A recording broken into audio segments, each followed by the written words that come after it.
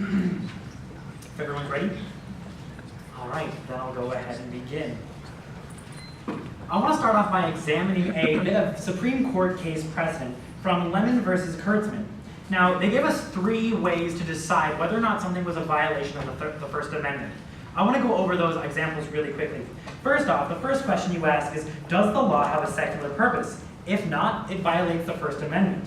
Number 2, is the primary effect to advance religion or inhibit religion? If so, it violates.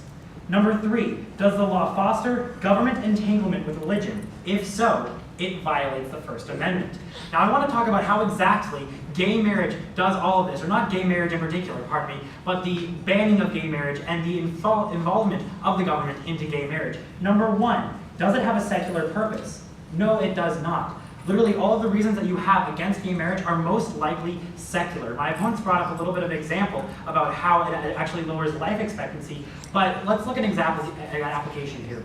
We don't ban smoking. Smoking is not illegal. We know that it ends your life at a sooner age. In fact, it gives you cancer almost all of the time when you smoke for your entire life, but it's not banned.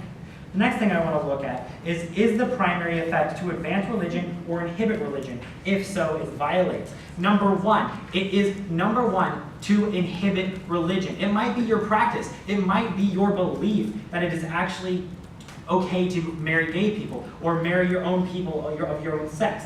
But the question still remains, does it inhibit your religion? It absolutely does, because you are not allowed to do exactly what you want to do based on your religious principles. It's a violation of the First Amendment. Number 3, does the law foster excessive government entanglement with religion? If so, it violates.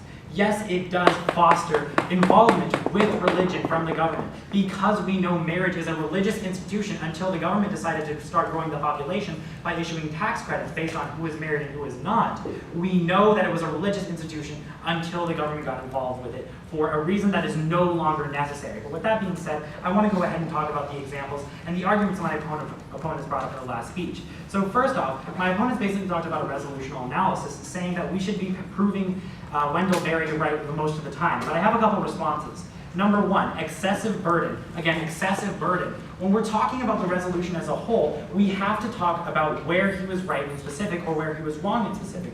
We have to have parameters in order to have any sort of debate at all. Without that, it becomes an excessive burden on the government team because we have no idea what the opposition is going to say is incorrect of Wendell Berry to say. Response number 2, resolutional wording.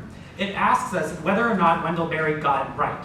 Wendell Berry got it right is the exact wording of the resolution. It doesn't say, was Wendell Berry always right, or Wendell Berry is always right, or even Wendell Berry is right the majority of the time, but simply Wendell Berry was right one time. If we can prove one instance of where Wendell Berry was correct, we should win the round. I want to go ahead and talk about contention number 1 that I want to talk about. I have a couple responses that I want to go over. First off, American position. Again, American position. Before Japan attacked us in World War II, we did not get in it.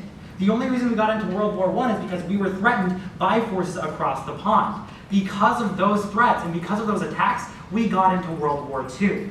It's the American position to shy away from war when we don't have to get involved. But again, the only reason we got into World War II and stopped it was because Japan attacked us and brought us into it. Again, moving down to the next response, specifically looking at their application of Rwandan genocide. Number 1, not our war. Again, not our war. It was not going to result in any harm to American citizens' lives, so it doesn't make sense for America to get involved. Again, it doesn't make any sense for America to get involved unless it is directly harming the people. The next thing I want to look at is the application of Kosovo.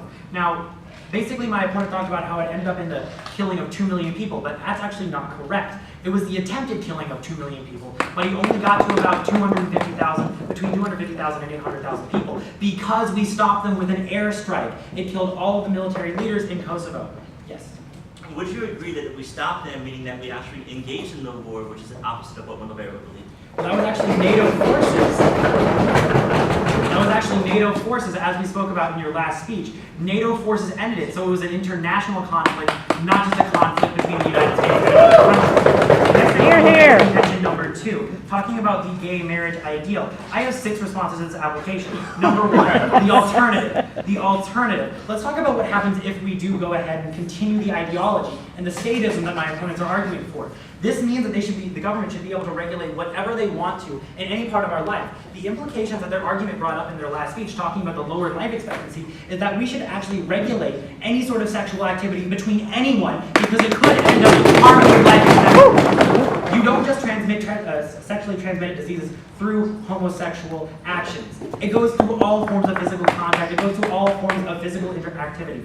Moving now to response number 2, you can just write down as smoking. Again, smoking. Smoking harms your lifespan, but we don't ban it. That's simple as that. Response number 3, Constitution. I talked about this in the beginning of my speech, and it's backed up by Supreme Court precedent. The opinion from Lemon versus Kurtzman shows us that we know that is a First Amendment violation to ban gay marriage. Response number 4, choice. Again, choice. We should have the choice to have any sort of relation with whoever we want as American citizens. It is a part of our inherent individual autonomy, something that is protected as a sacred right by the Constitution. If we do not provide for the individual autonomy of our people, then we're not living a free life. I'd like you to nod if we like freedom in this room right now. We have freedom of choice, and we should continue that freedom of choice. Without it, we do not have individual autonomy. Banning gay marriage harms your individual autonomy. Response number 5, not encouraging. Again, not encouraging. Something that's an opinion held by myself personally, my opponent, and probably everyone in this room, is that gay marriage is not something that we should support. However, it's not that gay marriage is not something that we should be legalizing. Our position here in the round today as the government team is that we should legalize it, not ban it, but we're not going to support it. We're not saying it's okay. Response number 6, population growth. Population growth. Again, the only reason that our nation started to get involved with marriage is because they wanted to help grow the population and provide tax credits, make it easier on married couples. Now we don't want to grow our population anymore, so the need and the use for the government to be in marriage is no longer necessary. And because of this, the resolution is absolutely true on the basis of the just war theory and, of course, gay marriage. But again, our only point of resolutional analysis, our only point of resolutional responsibility is to prove Wendell Berry right on one point. And I believe we've done that. Thank you so much.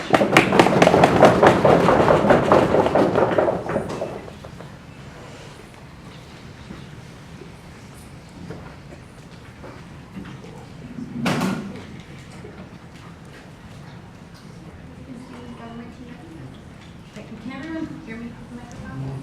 Okay. All right. All the judges ready as well? Wendell Berry once said that violence to the earth is the greatest of all offenses. It is because Wendell Berry's mindset on the whole, ultimately when we look at what he believes, that he would prioritize